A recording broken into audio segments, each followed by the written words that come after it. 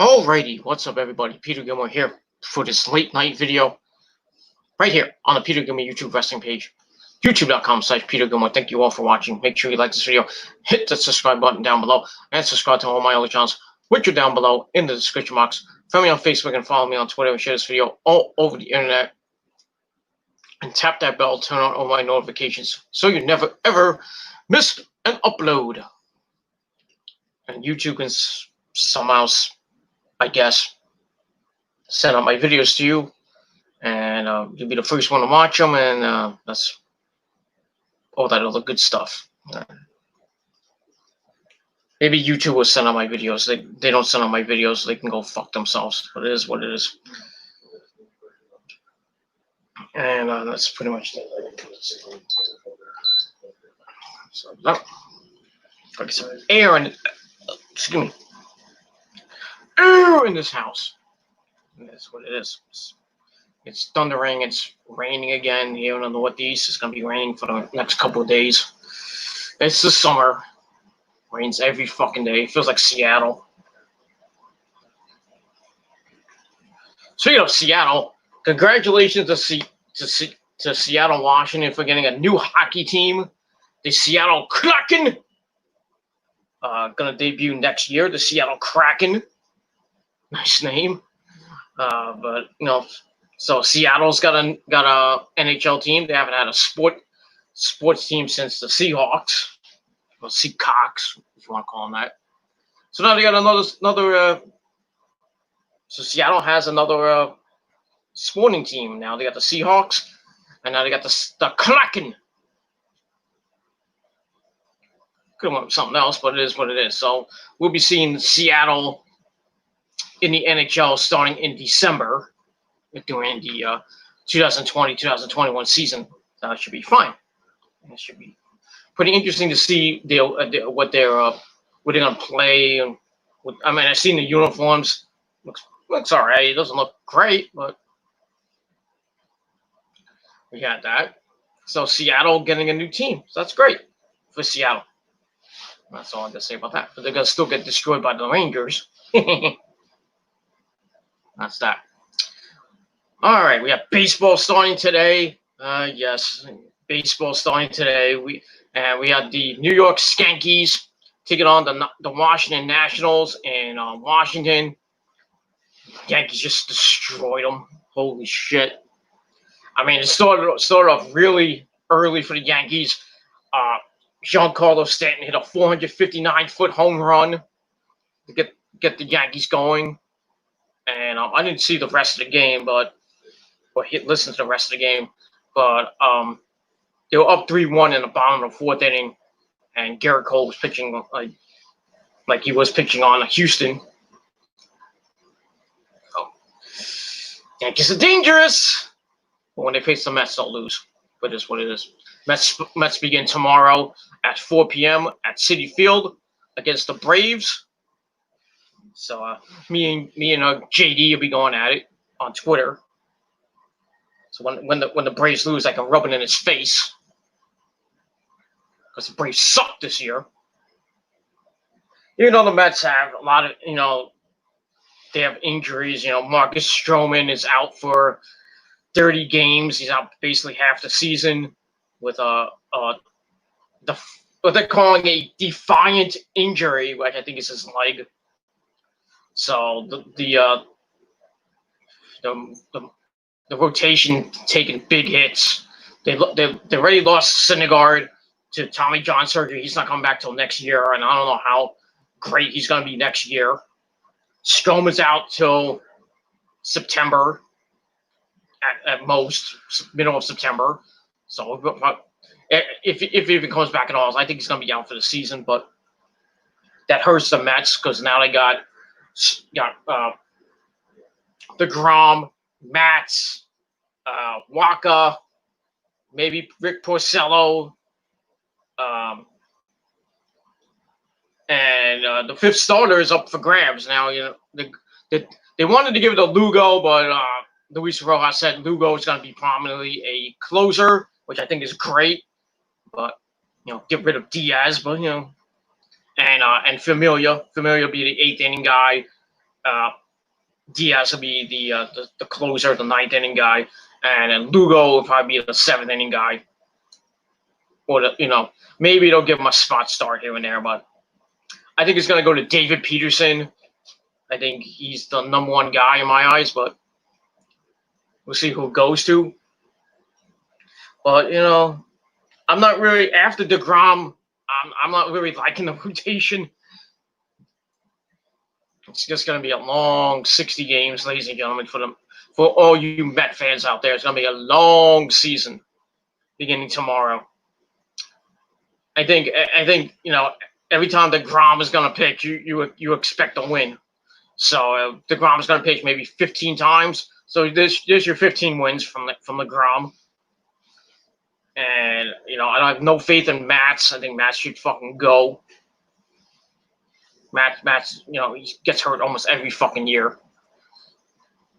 Matt should just get traded. Not big on Waka. Porcello, he had better years in Boston. Not really looking forward to it. Peterson is up and down. We've seen him in spring training, and he had a couple games last year where he pitched pretty decent, but not great. So get ready for a long baseball season for the Mets. And like I said, I will be shocked if they win 35 games or more. But I'm probably going to give them at least 25 to 30 games. The NL East is so fucking competitive. I really don't see the Mets winning that division. I don't. I would think the Mets will be in 3rd place. I think it'll be the Nationals, the Braves, and then the Mets, and then the Phillies and the Marlins. That's how I think it's going to be. And I think coming out of the NL East, the National League will probably be maybe the Dodgers. Coming out of the AL East, the AL, either be Houston or the Yankees again. And the way the Yankees are, their lineup is fucking lethal. Judge, Stanton, right? Like 3-4, 1-2-3, something like that. With Hicks and Gardner and LeMahieu and all the stars that they have, and their rotation is just forget it. Minus Tanaka, who's got a concussion, he won't be back probably till another week or two. You done watching your program? Done watching your aliens? Shut up, dude. I have to shut up. Stop including your stupid stuff. Fuck you, birthday girl. Yes, Rose's birthday today. So. Well, as of this recording, it's her birthday. Happy birthday to Rosa. Hope you damn fucking knew. And that's all I gotta say about that. So yeah, it's gonna be a long season, ladies and gentlemen, for the Mets. I really don't care about this fucking season. It doesn't really count. It's gonna have a big asterisk on it. People were saying like, "Oh, whoever wins the World Series deserves it." Well, they do, but they're gonna have a big asterisk on it because they won it because of COVID. Well, this fucking virus. And that's that. Fuck that shit. All right, ladies and gentlemen, on this late, almost soon to be very late, Thursday night, July the 23rd, 2020, or if you're watching from somewhere else, it is now July the 24th, 2020. It is time for your late and out-of-date NXT review for July the 22nd, 2020, from the Performance Center in Orlando, Florida. All right. NXT last night, well, if you're watching for somewhere else, on Wednesday night, was okay. Wasn't really great. The ratings are out. I didn't even get the ratings. Stupid me. I should have got the ratings before doing this video. Hopefully I can get them before while I excuse me, or I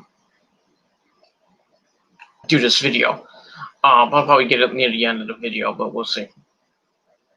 But like NXT was okay. We had an announcement from Keith Lee, the double champion, or so we thought he was double champion. We had another announcement from William Regal on the show. So we had two big announcements to start the show. We'll get to that in a minute.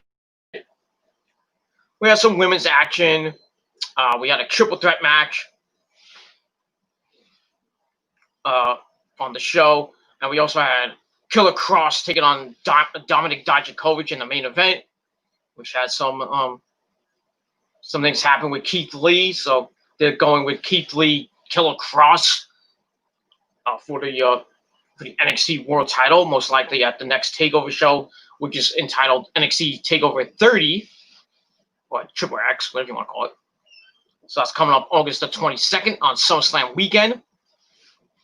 So that should be pretty good.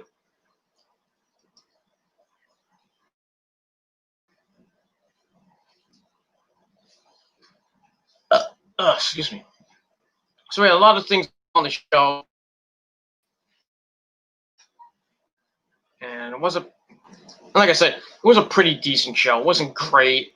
I think AEW blew it out of the water again, because they had a great show last night. And I think the tide is turning again. AEW, they went in that 3-week hiatus when they just, we had Fighter, they had right before Fighter Fest, they just didn't put on that many good shows. Even though Fighter Fest Night 2 was great, they just NXT put out the Great American Bash to combat it, and they put on some 2 great weeks of shows.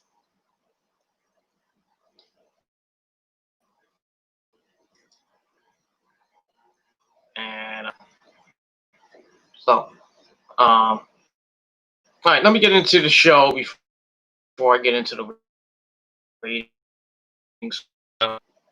That's that. So we show off with a video of William Regal, the general manager of NXT, his house. He puts over Keith Lee's huge win 2 weeks ago to win both belts after beating Adam Cole, baby. By the way, fuck you, Pat McAfee. Go to fucking hell, you son of a bitch. I know that everybody's saying it's a work, but fuck Pat McAfee for what he did on his show to Adam Cole. Fuck him. Adam Cole should have clocked him right in the fuck. That's all I got to say about that. So anyway,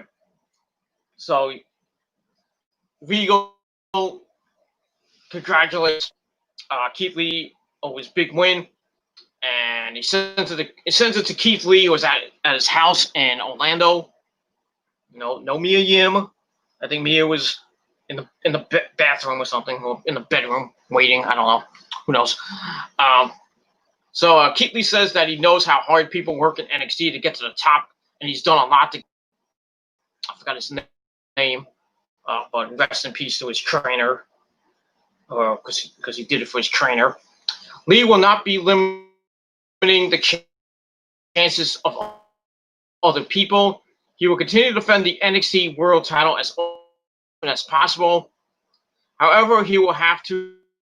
He says he will relinquish the North American title to make sure that others get the same opportunities that he's had. So he relinquishes the North American title. So basically, the whole winner-take-all match was just for ratings.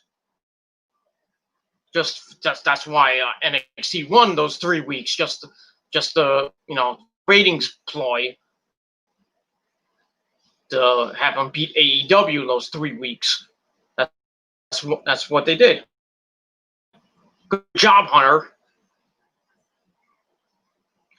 So we're gonna you know, we'll see what happens with the North American title. We go back to William Regal, who announces that we're going to get a series of triple threat matches, which started last night. We're going to get more of these over the next 3 weeks. You know, because it's going to be, then the winners will advance to a fatal 5-way. I believe it's fatal 5-way ladder match at TakeOver 30 on August the 22nd to crown a new champion. Didn't that happen a while back when the NXT North American title was introduced? How times have changed. When the North American title was introduced, we had a ladder match, and you know who won that one? Mr. Adam Cole, baby. The first ever North American champion. And now I don't know who's going to be in these triple threat matches, but I would put Adam Cole in there. I would definitely put Adam Cole in there. I mean, he was champion before. Why not let him win a triple threat match, go to the match, and why not win it again? Be a two-time North American champion. Why not? Because we don't know what's going to happen with Adam Cole right now and the Undisputed Era. But we'll see what happens. So we're going to get a series of triple threat matches. We got one. We had one last night. It was Bronson Reed taking on Johnny Gargano and Roderick Strong. Should be a pretty good match. We'll see who advances. Who's the first one to advance to TakeOver 30 at during SummerSlam weekend for NXT. We'll see what happens tonight. So I gave all that 2.25 out of 5 stars, and we will move on from there. And that's that. What are you wearing? Shut up. Anyway, all right. Before I get this, hopefully I can. Well, we'll move on from there, and that's that. Now I lost my freaking notes.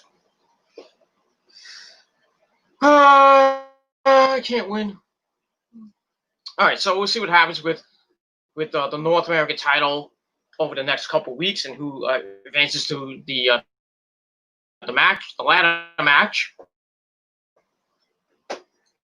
Was a lot of good people gonna get opportunities, I think, like a Bronson Reed, maybe I don't know, maybe Bobby Fish, maybe Kyle O'Reilly. Who knows? We'll see what happens with that. So I give all that 2.25 out of 5 stars. All right, then we get to match number 1. Dexter Lumis, the man who looks like this.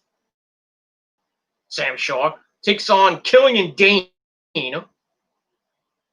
This was a hard-hitting match. Not bad. So also with Dane running over Lumis a few times until Lumis creeps him out by staring at him weirdly and just, slithering and like a snake in the ring, and he's like, "Oh, what the fuck, man!" So they go to the outside where Dane runs him over with the divide and sends him face first into the plexiglass. And continues to beat on him heading into the show. We return. Dane is still in control. And we hear from Tom Stupid Idiot Phillips, who I don't know why was doing commentary. Where's Morrow? Why is it Tom Phillips and Beth Phoenix? You know what really should be, though? Me and Joe Cronin. That's we go to Joe. So Tom Phillips suggests that Robert Stone got match, which I don't think he did, because it was, because it was already established last week when Dexter Lumis had that picture of Killian Dain.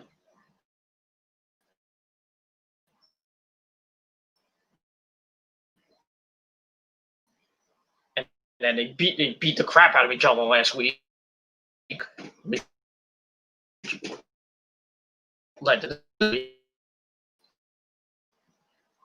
so I don't know what Tom Phillips was talking about.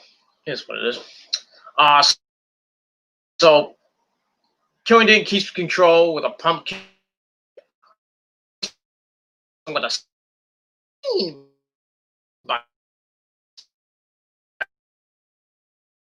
He starts making the comeback. Dain turns it around with a cannonball and then a power bomb and an elbow drop for a near fall. Lumis comes back with a top rope senton swanton bomb after he missed one. Then hits the Uranagi, or the side effect, or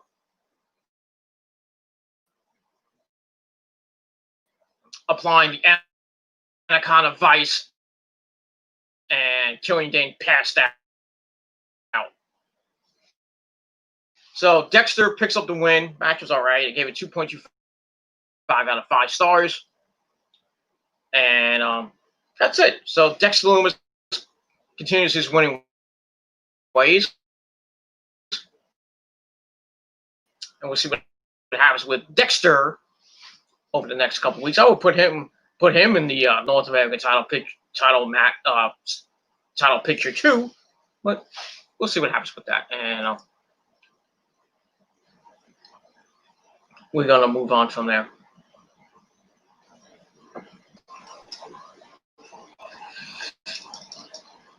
I'm trying to get the ratings while my computer is slow. It is. All right, then we go back with Mackenzie Mitchell. She talks to Roderick Strong of the Undisputed Era about the triple threat. He's going against Johnny Gargano and Reed in one of the qualifying matches for the North American title. Roddy says it means the Undisputed Era can get back on top.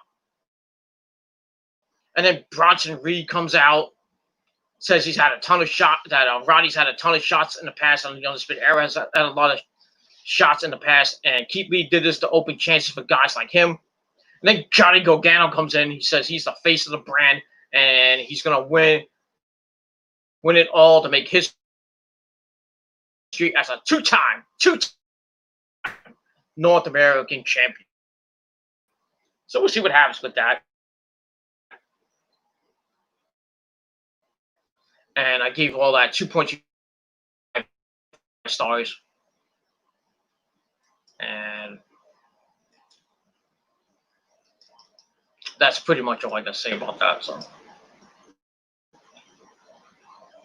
we will move on from there. All right, then we get a video of the lovely, my third wife, Io Shirai, beating Tegan Knox to retain her knife. That bitch, but it is what it is.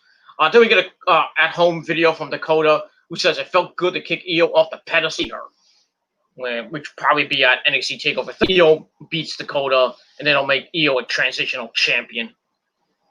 about a month, little over 2 months, almost 2 months ago. I'd rather see what we're talking about. What it is, what it is. So with that, I give that 2 out of 5 stars, and we move on from there. All right, then we get to match number 2. We have Martel taking on Breezango. They were dressed up as the Mounties. He came out to the Mounties theme. Oh, I'm the Mountie. Okay, I'm not gonna sing. It's a good theme, but that was kind of cool. I kind of marked out for that. So we get to the match. Breezango and Everrise is from Canada. Everrise, Martel, and Parker. So Breezango starts out hot, just beating the crap of both guys. Tyler Breeze, trying for the beauty shot super kick and almost knocking Martel and Parker's face off. And then one of them started chanting. I think it was Martel, started chanting defense. What, are we at a hockey game or a basketball game? Defense. And then Tyler got pissed off and he hit a super kick, knocking him off the apron. But it worked as a distraction to get Everrise to get the heel heat. But as long as Tyler Breeze gets the tag, the Fandango comes in with some chops and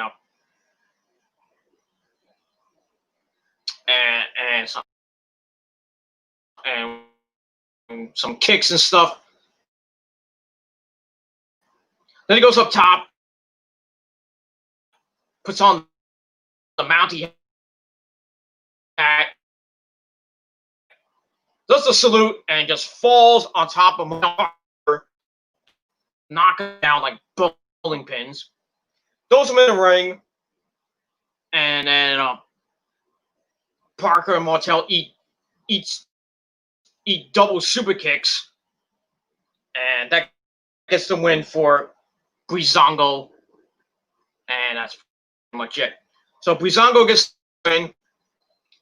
They're still in the tag team title picture, going after Imperium, Fabian Aichner, and Marcel Barthel. So we'll see what happens with that as we get closer and closer to NXT TakeOver 30. I would expect that Imperium will defend the belts, probably against Breezango or somebody else. And we'll see what happens with that. And we move on from there. So I gave the match 2.25 out of 5 stars. Wasn't anything to write home about.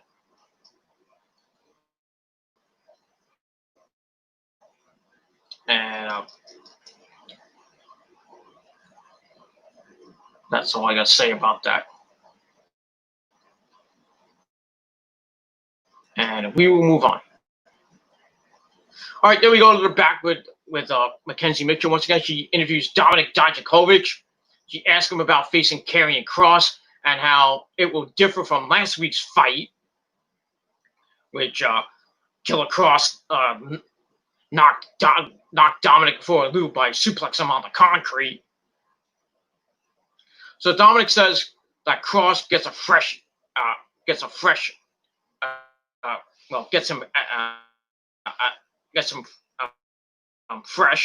not like that, but you know what I mean.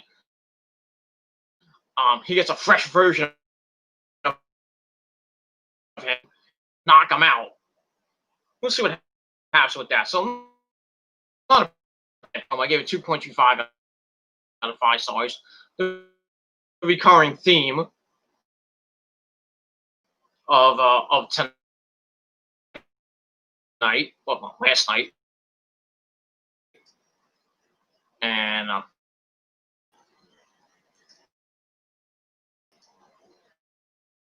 that's that. Still trying to get the fucking result. the ratings is still loading, so bear with me, ladies and gentlemen, and that's that. We're gonna go. We're not gonna go long with this video.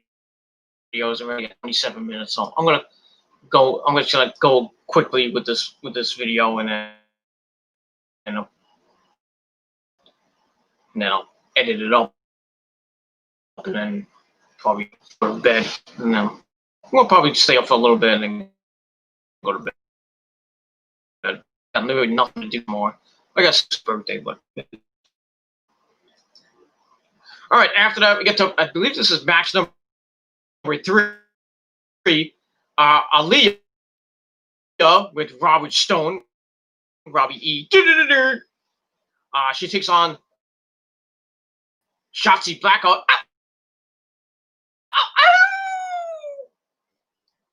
And her tank.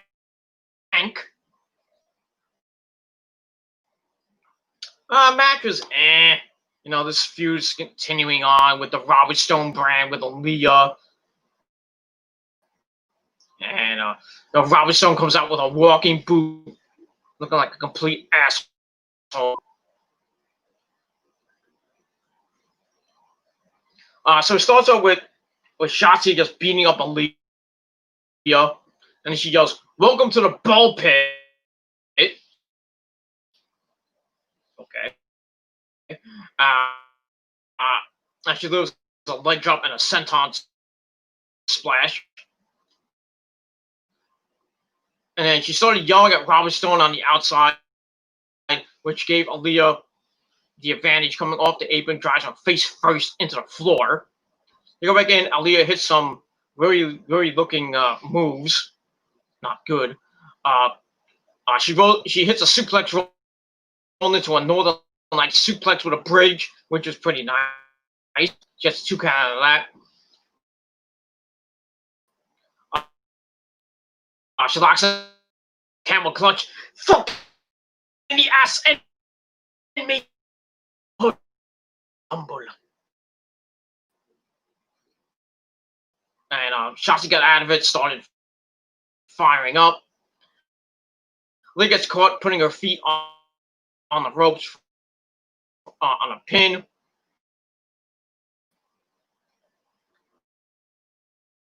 And then Shotzi came back with a pump kick.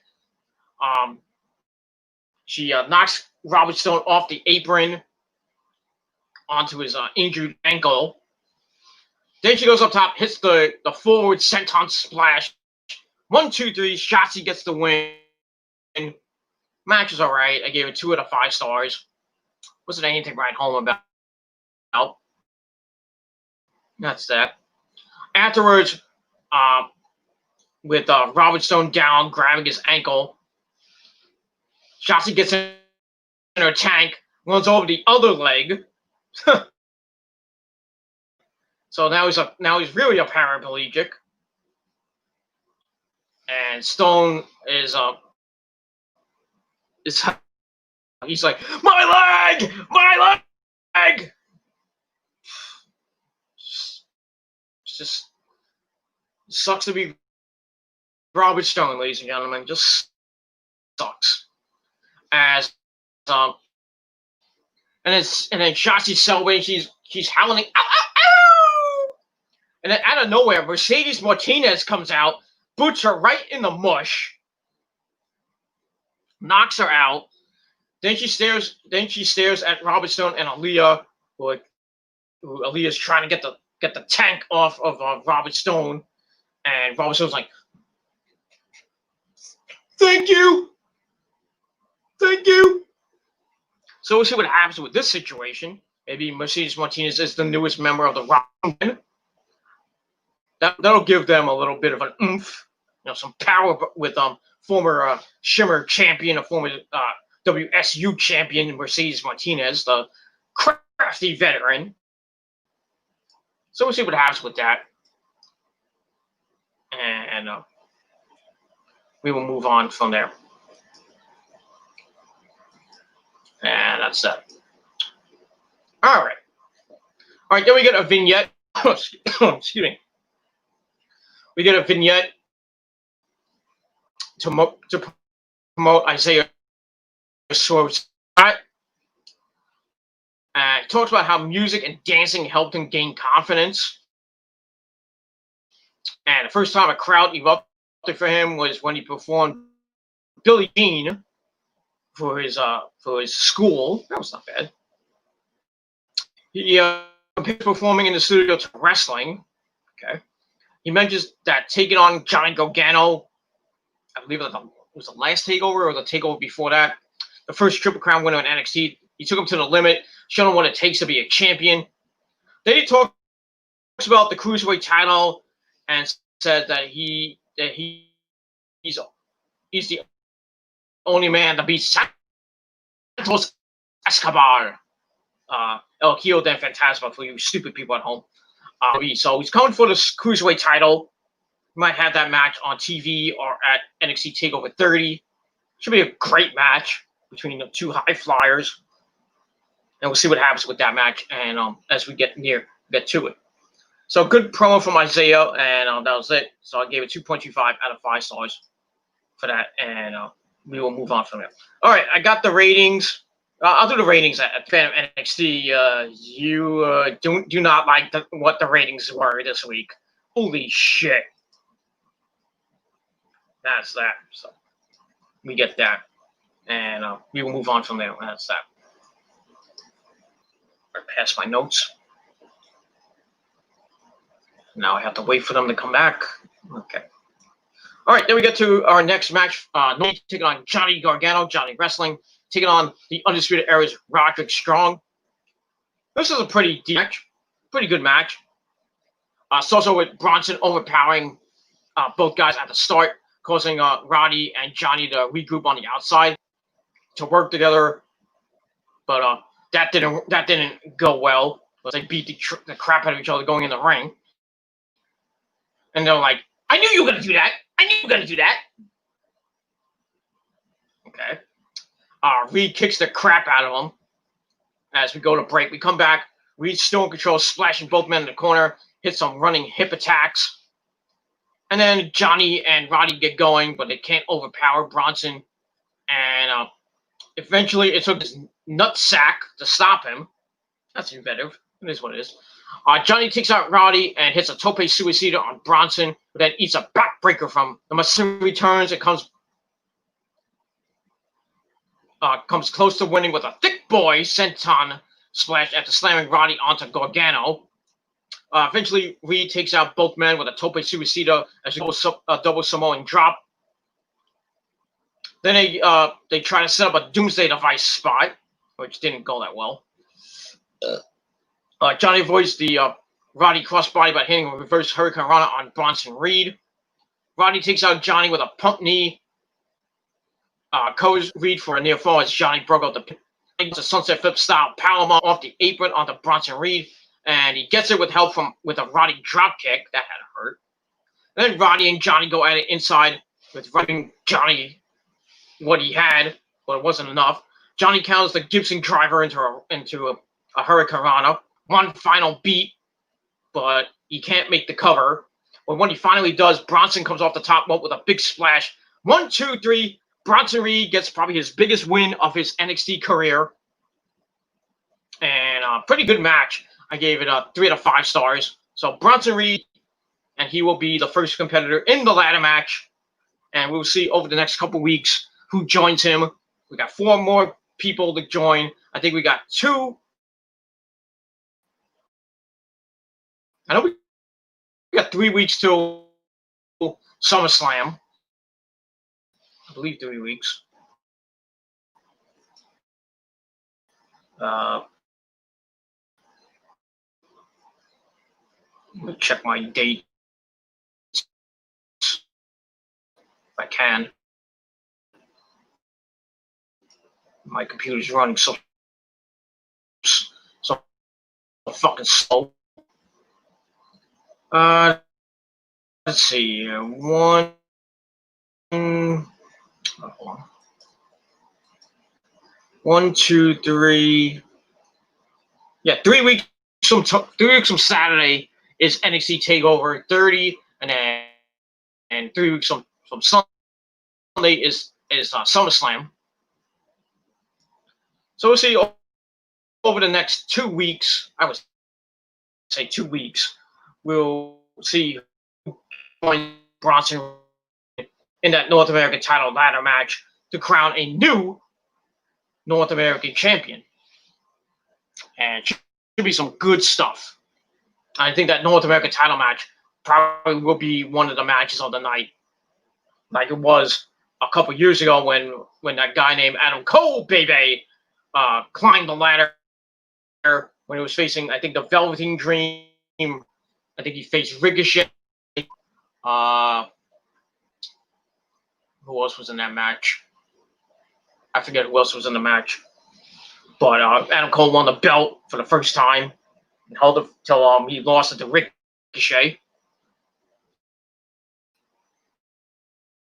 And Ricochet didn't hold that belt that long, did he? No. So I think Ricochet lost it to who did Ricochet? I think Ricochet lost it to Gargano, who then lost to the Velveteen Dream, and then Velveteen Dream lost it to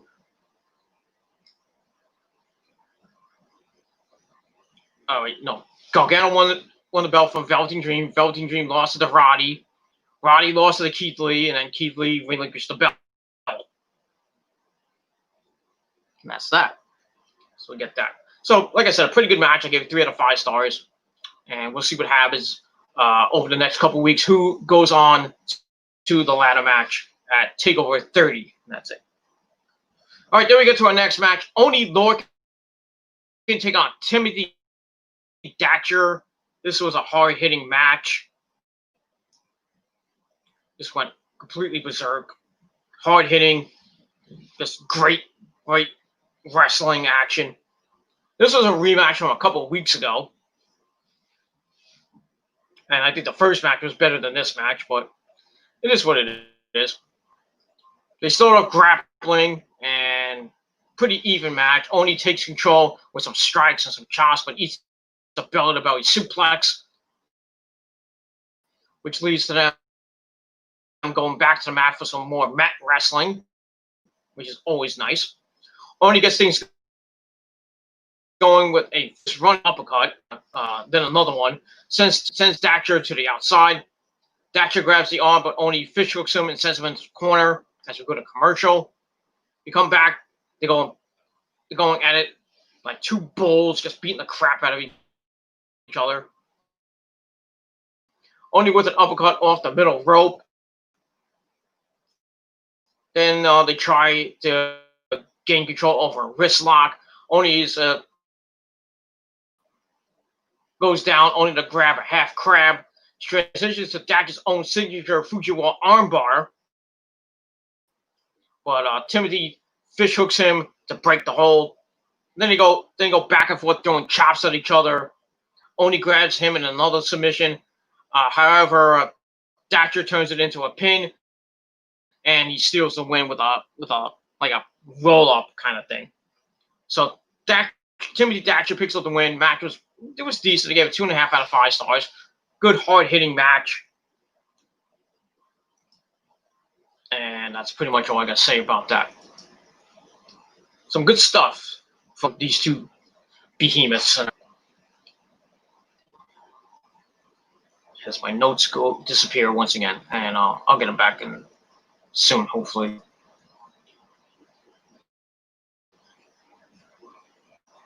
I don't know where they went, and then this my computer fucking sucks. There we go. We're back. All right.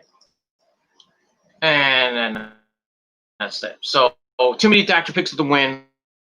Like I said, 2.5 out of 5 stars for that match. All right, then we go to the back. We see Robert Stone complaining about getting run over again. And then they kick out Mercedes Martinez. They kick out Mackenzie Mitchell. And then, like I was going to say, Mercedes Martinez walks by, says she wants to focus on hurting people in the ring, the contracts, and starts is what she doesn't do, so she doesn't work for a contract. Stone says he's her man, but she warns him not to overstep his boundaries or she's going to break his legs permanently. So that's something to look at. So like I said, Mercedes Martinez might be the next with Stone brand, be the enforcer, kind of like how Raquel Gonzalez is the